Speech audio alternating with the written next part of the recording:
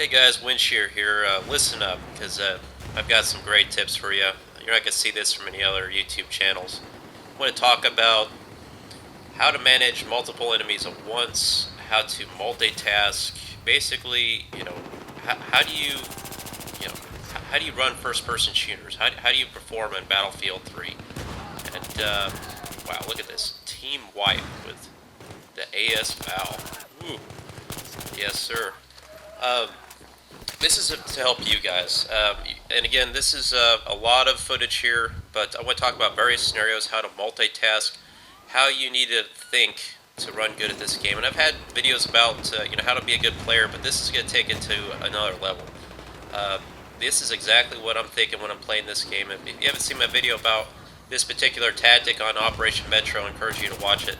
Putting that respawn beacon and that MAV or tugs down below the escalator here, so I have a complete battlefield awareness of what's going on around me. And look at me just cleaning up on this team with the AS Val. How do you do this? How do you perform? How do you take on multiple enemies like this? Because this is a 360-degree battle. I'm taking guys behind me, beside me, in front of me, but I'm doing it successfully. And the reason why is because, I am giving myself the advantage. I am not a masterful player by any means. I mean, I don't have ungodly reflex skills or anything, guys, but what I'm about to tell you here is probably the most single important thing you need to know about how to play this game successfully. Because 9 times out of 10, in reality, this is a fact with this game.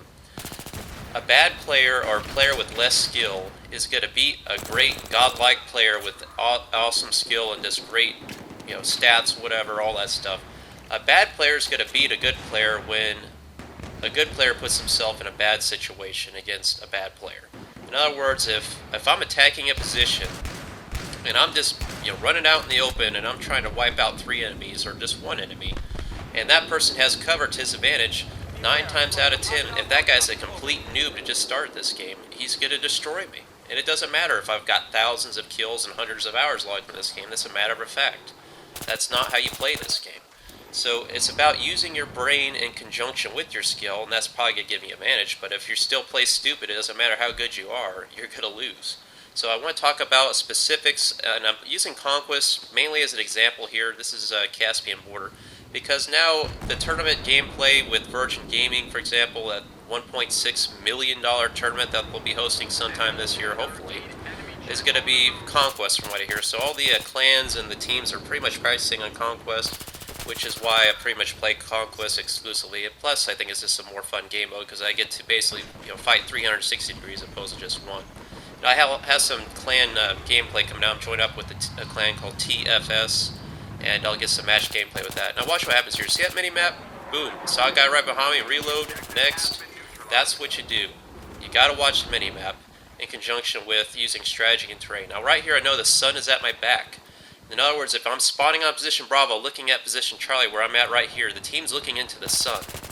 And that gives them a huge disadvantage, and it gives me a huge advantage. So I don't have to hit them with every bullet, because it takes them time to see me. And time is basically what determines whether or not you live or die in this game. If I've got more time than you, or if you have less time to attack me, chances are you're going to lose.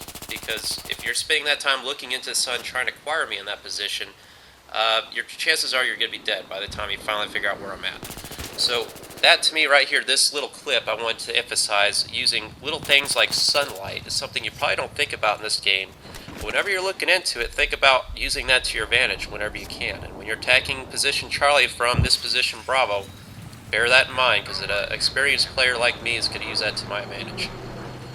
On Gaharg Island, same thing. Anytime you got 2 positions close to together between Bravo and Charlie, watch your mini-map, particularly behind me to my right in those rocks. I know people like to approach from position Alpha using those rocks as cover, and if you're holding position Bravo, more likely they're going to spawn on those rocks. So I'm constantly looking at that, and that's how I could see that guy coming up behind my team, or behind me, and I took him out. Pushing up here from position Bravo area towards Alpha. Watch how I approach this target. This is just, this is pretty epic right here, I'm not gonna lie. So I know there's 3 primary positions they can come at me from position Alpha. My left flank, the center flank, and the right flank. So it's basically 3 choke points. So pick one and then watch your mini-map cautiously about how you want to approach a position. I'm overseeing it right here. I'm like, what's going on? Okay, see some guys to my left on the mini-map over there. I'm using caution. I'm not going at him directly right away, but I do make the decision to go after him. Guy with the tactical light, take some fire from my right. I use cover here, wait for this guy to come up to me. I see a guy behind him, and now I'm going to make the decision to charge after him when I know it's safe. Now as I push up here, watch how I'm always having cover between me and my flank. I've got cover to my left here. I know there's out there to my right, but there is a potential for enemies over there. Now I do a threat assessment at this point. I know my most direct threat is this guy right here in front of me because he's shooting at me. I see a guy next to him that takes cover in those barrels that are explosive. I mean, those are fuel barrels right there. I'll throw a grenade, I'll take him out and destroy that cover. I'm also watching my mini-map. I see a guy up here on these mountains right in front of me. But I'm not going to get to him just yet. I don't think he's a high priority target. I see these guys flanking. I see one get away from me to my left. I take out his teammate. But I'm not going to run after that one I just saw because I know if I do, this guy in this mountain's behind me, so he can take me out. So now at this point in time, I think it's safe to go around and take care of this threat. And then I can move on to that guy I just saw a second ago. These are little things that you really don't think about if you're new to this game, but if you want to be good at it, this is what you have to do. So prioritizing your targets is the utmost important. If you got 3 guys in front of you and they're all engaging you, pick the closest target. Don't shoot the guy the furthest back because obviously he's got the same disadvantage you do in its range. If you got 3 guys in front of you and the closest guy to you is shooting at somebody else, don't shoot at the closest guy. Shoot at the second or the third guy or the next closest guy. See what I'm saying? Now, North Shark Canals, and forgive me, this is not a Val montage, guys. The AS Val is just my personal defensive weapon of choice, and I am wholly successful with this gun. Over 1,000 kills with it, and whenever I pick it up, it just seems like things really go my way pretty frequently. In the patch, they're supposedly giving this extended mags, which is going to be good and bad because now everybody's going to be using this gun. And they're also going to increase the recoil on it too, which is going to kind of make it a little less successful at long range, which I'm pretty good at long range shots with this gun. What is this? Is this a tank or a Jeep? Why are Jeeps taking 3 RPGs to destroy all of a sudden now? But as I'm approaching this position I think I said car, I apologize for that. This is North Shark Canals. Always putting down mines on that ramp. That's just that's classic stuff. Even though tanks can see that, they have to stop to shoot them, and that takes time for them to do so. So whenever a tank stops, it's more vulnerable. Now here's a classic mistake tanks do. Whenever somebody had the sense to put some smoke down here, so now we got covers, tank can't see us. But for some reason he's sticking around in the smoke, which is just like the most noob mistake I've ever seen in my life. If you see smoke and you're in a tank, you gotta run and get out of that smoke. But this ledge I want to talk about in position Charlie right there. If you're approaching position Charlie, use that ledge as cover because anybody that spawns on C and you're looking, away from C, if you're right next to this ledge over here, you got a huge tactical advantage on anybody. And it doesn't matter how bad you are, you're going to kill anybody up here because you've got a very small amount of your body showing at that point. Right here I'm checking these corners for anybody that might be in this area. You got to be kind of methodical. There's a lot of cover in this area. But right here you'll see a guy that's down here this ledge like I'm talking about. He starts shooting at me. And I'll immediately do, if I can, is I'll get down on his level so it's an even playing field, and then I can take him out that way. Because if I had to stay up here, I'm going to be dead. I mean, I got such a small area of his body to shoot, but now down here, I'm on his level, and I can take him out. On position Bravo in here, I want to put this in here. Anytime you see enemy mines like this, always take them out. That's just, don't be lazy. Because those will eventually destroy your own team's equipment or tanks. And that's to give you a huge disadvantage. I want to show this here too as I'm approaching position Alpha from position Bravo, how I use cover again. I know the limitations of my weapon. That's another huge piece of advice I can give you. I'm not going to win these kind of engagements with this gun all the time. I'm taking fire, I'm going to switch to my small and finish him off. But look at that helicopter crash in the background. I thought that was kind of cool watching that. And now I'm using cover here, and I know people are spawning over here in position Alpha looking at me, so I'm going to use this cover to my advantage because it's really difficult to take me out when I've got this little, half of my body basically exposed to be vulnerable to attack. I know I got a piece of that guy. I'm going to wait for him to expose his body. I'm not going to run out there and chase after him. Once he's down, then I'm going to move on to the next target, which thankfully was engaging my teammate instead of me at that point, because I think I would have been dead. But he couldn't really pick me out there with that terrain because I was kind of blending in with terrain. So even though you're not, you know, behind cover, if you're standing in front cover, sometimes it makes you kind of blend in. And of course, a tank here gets me in the back.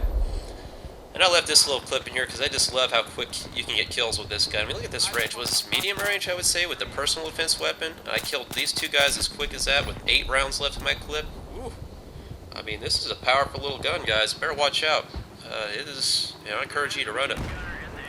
In this situation, again, when you get in a predicament like this, right in front of guys, don't be stupid and stand there. I got 0% health here. Come around the back, clean him up. I mean, you know, you're tempted a lot of times to stand there and just want to gun it out, or you think you have no chance, but you'd be surprised. I mean, I'm a walking zombie here at this point. You can breathe on me, I would die. So now, look at this. We're triple captured. We got to get position. So now it's of utmost importance at this point in the game we get some kind of position, and we actually do come back and win this match here by securing this position, basically. Laying down prone, laying with your back to cover is hugely important in giving you advantage in any kind of situation, because you know there's nobody behind you and you can focus your attention ahead of you, and you got cover to kind of blend in with here. And I know guys are going to be coming out of these containers here in a second. So again, I'm giving myself the advantage. This is just classic advantages and tactics. I mean, we secure the position, now we can move on. And we actually go on to win the match because of that little tip. So little simple things like that really make a huge difference in this game. Whether or not you give yourself the advantage or you make the mistake, look at that. Direct hit with the SMAW. This is what I'm talking about, guys. I mean, that thing is so underpowered. I guarantee you, if that was an RPG, it probably would have killed that guy and that tank in that one shot. Maybe not the tank, but it would for sure killed the infantryman repairing that tank. But I hope that helped you out, guys. Just keep that in mind. You don't have to be the best player, but if you know how to think in this game and you give yourself the advantage, you can be playing against the #1 guy in the world. It won't make a difference to him. If you've got the tactical advantage in terms of terrain, weapon choice, or if he's using, you know, if he's pushing the limits of his weapon, you know, take that all into account because you're going to win those scenarios. So please like the video if it helped you out. Thanks for watching, and watch my review now of the M249. Thanks again.